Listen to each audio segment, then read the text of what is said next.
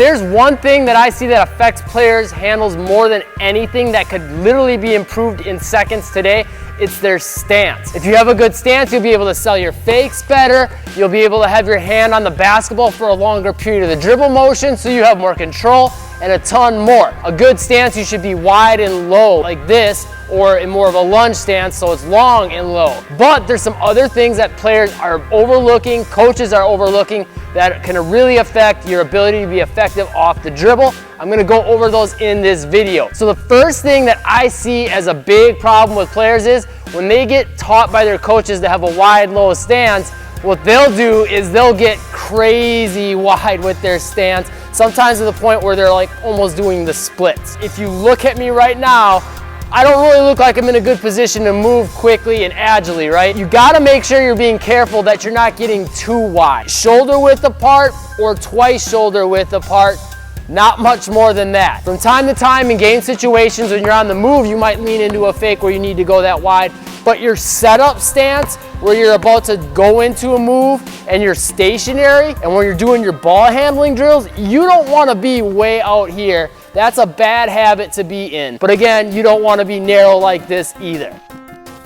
This one is one I actually see a lot with players when I train them and I'm working on a drill with them or a move and I tell them to get lower. A lot of times what players will do if they don't have the strength in their butt and the flexibility in their hips and their knees to get low with their hands is they'll bring their abs and curl them in and roll their shoulders down, and now they are doing their drills like this.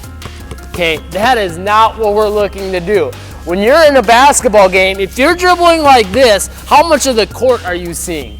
0%. You can't see your teammates, you can't see the opportunities to attack to the basket, any of that. We're talking about getting low. That should come from your legs and a little bit of dropping the shoulders down. Focus on trying to bend the knees more, bring the hips back more, and get a little flexion in the ankle joint as well to bring your butt down. That's the big key I always tell my players. If they're doing this too much, I'll say butt down, shoulders up. It's a good thing to get the shoulders down a little bit, but while you're keeping that chest out. Curling the shoulders in from time to time on an inside out motion real quick isn't a problem, but it's when you're always in this stance the whole time you're dribbling where it becomes a problem. This next issue with stance is actually kind of a tiny detail that most people don't think about, but really makes a big difference in your ability to sell fakes and get defenders flying, protect the basketball on your first step, and a ton more. Leaning your hips and your chest into your fakes or into your first step. So remember how in the last tip I just said you don't want to roll your shoulders down, right? To lean your hips and your chest into a fake, think about sticking it out. Also, when we're talking hips and chest, the hips, right? If I'm here and I'm not, I can even bring my chest down, I'm still not getting my hips into that fake, am I? And it doesn't really look like I'm gonna go.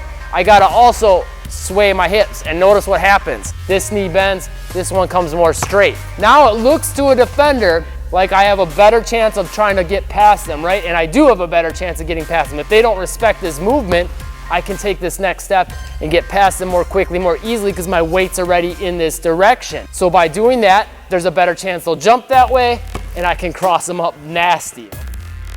Fourth big issue I see with people's stances is taking a good thing too far. The last tip I gave you, leaning your hips and your chest into your fake, that's huge. But if you go overboard with it and start leaning your chest over this knee and past it when you're trying to sell a fake to this direction, what you're gonna end up doing is putting yourself off balance, make yourself more injury prone, and it's gonna be really hard to change directions, and you might even fall and break your own ankles. Focus on not letting your chest come outside the knee. If I do that, it's really hard for me to push off this leg back in this direction, and again, I'm putting a lot of strain on that knee. The fifth thing is not mixing up your stance enough. If you're always staying in this stance here, you're gonna make it predictable for defenders on what you're gonna do. It's gonna be easier for them to guard you. They don't really have much reason to move, and even if you're moving around but you're kind of staying in this stance, you're not giving that defender that different look to kind of surprise them, shock them, give them a reason to jump up on you, to bite on your fakes, any of that. From time to time, break these quote-unquote rules and get into more of a narrow stance. Throw some lunge stances into the mix. maybe something kind of in between a lunge and a squat stance. Mixing that up and the different footwork patterns you're going into is what really is going to allow you to be effective off the dribble, because now your defender can't always just stay neat and tidy in front of you. He can't always have a great angle. Let's say I got a defender right here in front of me and I'm in a squat stance. It's going to be hard for me to get past him with my first step in this squat stance because I would run right into him. It'd be a charge. What happens if I go into this stance here? Now I have this angle to bring this foot through, or I could even come from that same stance and go into the other lunge position with the other leg back, and now I have that angle to bring it through. Switching up the stances provides you different options, allows you to sell different fakes, and give your defender different looks. That's just one tiny example. There's a ton more. If you click that top link in the description down below, that workout will help you a ton with this. If you found this video helpful though, make sure you click that like button, leave a comment down below, let me know what else you want to see from the channel. Hit that subscribe button if you haven't yet, and that little bell icon to make sure you catch the newest videos the second they come out. Thanks for watching, stay tuned for more, and make moves today.